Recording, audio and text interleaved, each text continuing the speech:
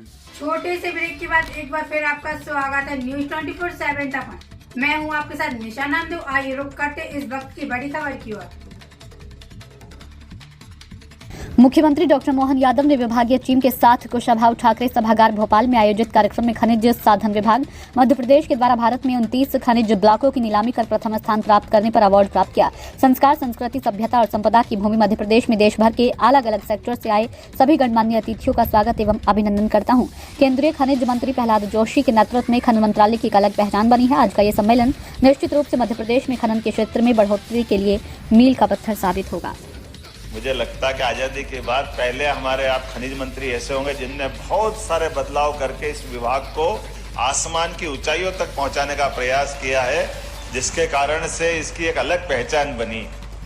और जिस ढंग से आप बात कर रहे हैं, जिस ढंग से आप काम कर रहे हैं, जिस ढंग से यहाँ एक के बाद एक नए नए प्रकार के, जैसे आकाशवाणी का पंचरंगी प्रोग्राम होता है, हर एक रंग अलग अपना आनंद देता है, अलग एहसास कराता है।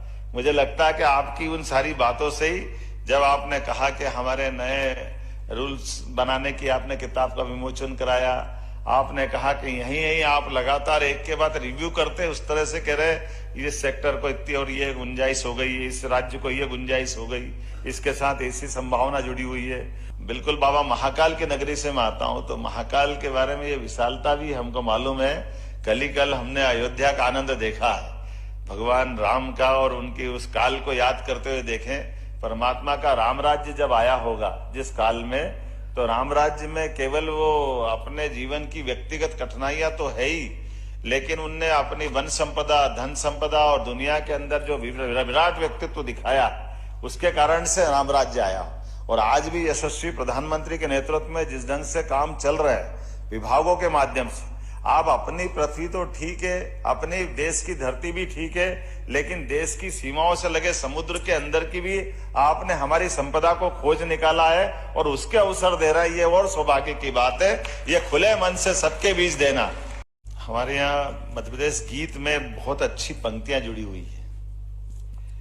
विंध्याचल सा भाल नर्मदा का जल जिसके पास है, यहाँ ज्ञान विज्ञान कला का लिखा गया इतिहास है।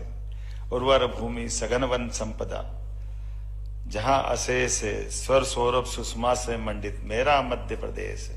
ये जो हमारे अपनी पृथ्वी की अंदर की जो परमात्मा का दिया हुआ एक वरदान है मध्य प्रदेश को, और ऐसे में हमारी ये भूमि संस्कार की, संस्कृति की, सभ्यता की, संपदा की और अनेकानेक कारणों से, धार्मिक दृष्टि से भी और उर्वरा की दृष्टि से वसुंधरा का जिसको आशीर्वाद है, ऐसे मध्य प्रदेश में देश भर के अलग अलग सेक्टर से आए हुए सभी गणमान्य अतिथियों का मैं स्वागत करता हूं, वंदन करता हूं, अभिनंदन करता हूं।